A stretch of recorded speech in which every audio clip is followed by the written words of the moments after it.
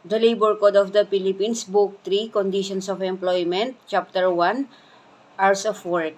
Article 82, Coverage.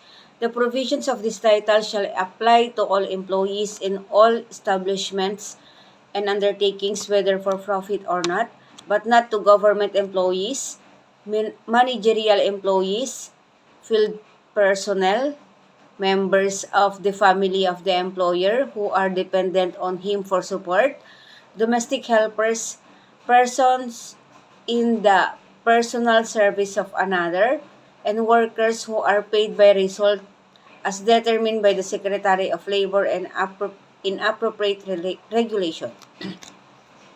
As used herein, managerial employees refer to those whose primary duty consists of the management of the establishment in which they are employed, or of a department or subdivision hereof, and to other officers or employee or members of the managerial staff.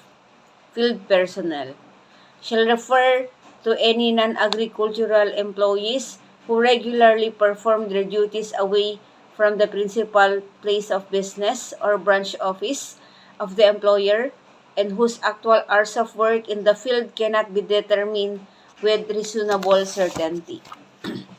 Article 83, Normal Hours of Work. The normal hours of work for any employee shall not exceed 8 hours a day.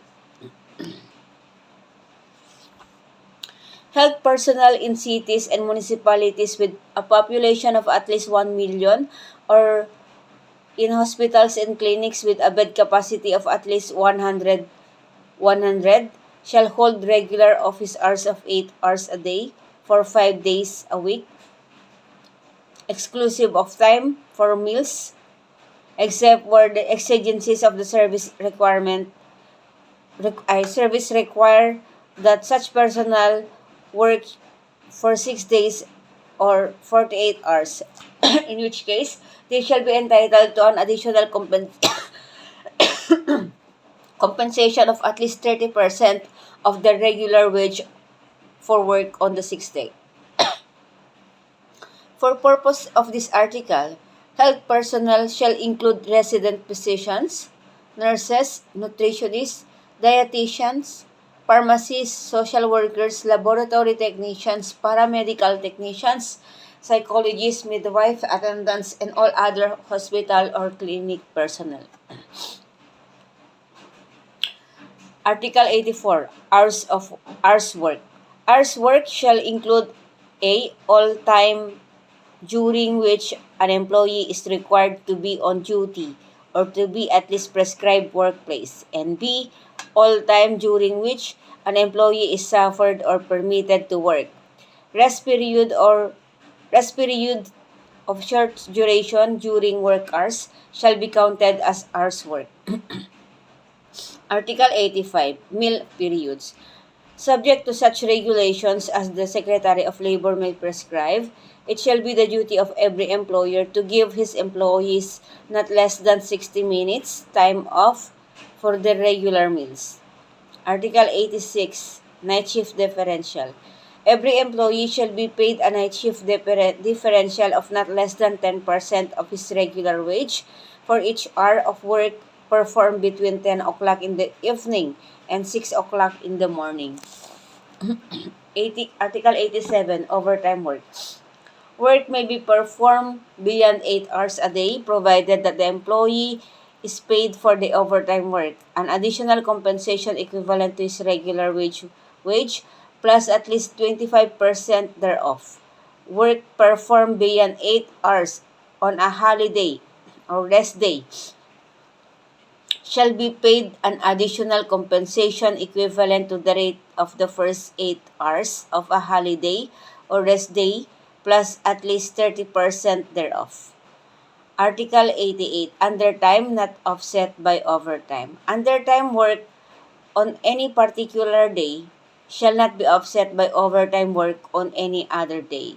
Permission given to the employee to go on leave on some other day of the work week shall not exempt the employer from paying the additional compensation required in this chapter. Article 89, Emergency Overtime Work. Any employee may be required by the employer to perform overtime work if any of the following cases: A. When the country is at war, or any or when any other national or local emergency has been declared by the National Assembly or the Chief Executive. B. When it is necessary to prevent loss of life or property, or in case of imminent danger to the public safety due to an actual or impending emergency in the locality caused by serious accidents, fire, flood, typhoon, earthquake, epidemic, or other disaster or calamity. C. When there is urgent work to be performed on machines, installations, or, or equipment in order to avoid serious loss or damage to the employer, or some other cause or of similar nature. D. When the work is necessary to prevent loss or damage to perishable goods. And C. Where the completion or continuation of the work is started before the 8 hour is necessary to prevent serious obstruction or prejudice to the business or operation of the employer. Any employee required to render overtime work under this article shall be paid the additional compensation required in this chapter. Article 90, Computation of Additional Compensation.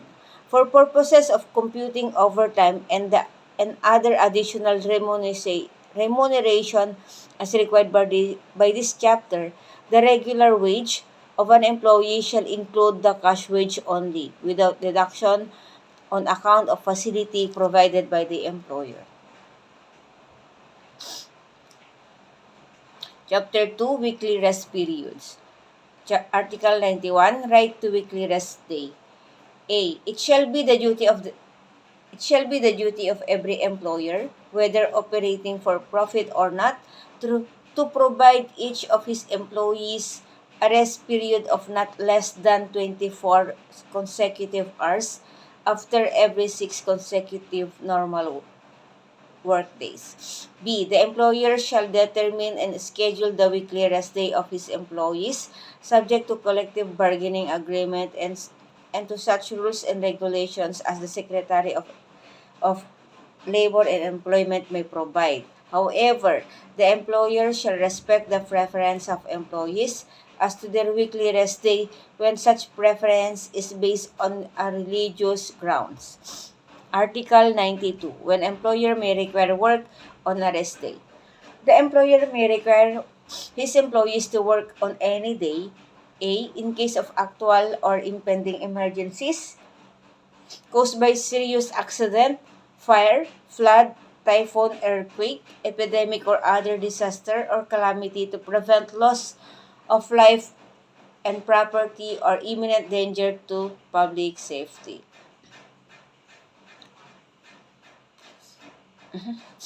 Article 93, Compensation for Rest Day, Sunday, or Holiday Work. A. Where an employee is made or permitted to work on his scheduled rest day, he shall be paid on additional compensation of at least 30% of his regular wage. An employee shall be entitled to such additional compensation for work performed on Sunday only when it is his established rest day. B. When the nature of the work of the employee is such that he has no regular work days or no regular rest day can be scheduled, he shall be paid on additional compensation of at least 30% of his regular wage for work performed on Sundays and holidays. C. Work performed on any special holiday shall be paid an additional compensation of at least 30% of the regular wage of the employee where such holiday work falls on the employee's scheduled rest day. He shall be entitled to an additional compensation of at least 50% of his regular wage. D. Where the collective bargaining agreement or other applicable employment contract stipulates the payment of a higher premium pay than that prescribed under this article, the employer shall pay such higher rate. Chapter 3, Holidays, Service Incentive Leaves, and Service Charges. Article 94, Right to Holiday Pay. A. Every worker shall be paid his regular daily wage during regular holidays, except in retail and service establishment regularly employing less than 10 workers. B. The employer may require an employee to work on any holiday, but such employee shall be paid a compensation equivalent to twice his regular rate. Again, the employer may require an employee to work on any holiday, but such employee shall be paid a compensation equivalent to twice his regular rate. And C, as used in this article, holiday includes New Year's Day, Monday, Thursday, Good Friday, the 9th day of April, the 1st of May, the 12th of June, the 4th of July, the 13th of November, the 25th of and 35th and 30th of December, and the day designated by law for holiday for holding a general election. Article 95, Right to Service Incentive Leave. A. Every employee who has rendered at least 1 year of service shall be entitled to a yearly service incentive leave of 5 days with pay. This provision, B. This provision shall not apply to those who are already enjoying the benefit herein, provided those enjoying vacation leave with pay of at least 5 days, and those employed in establishment regularly employing less than 10 employees, or in establishment exempted from granting this benefit by the Secretary of Labor Employment after considering the viability or financial condition of such establishment.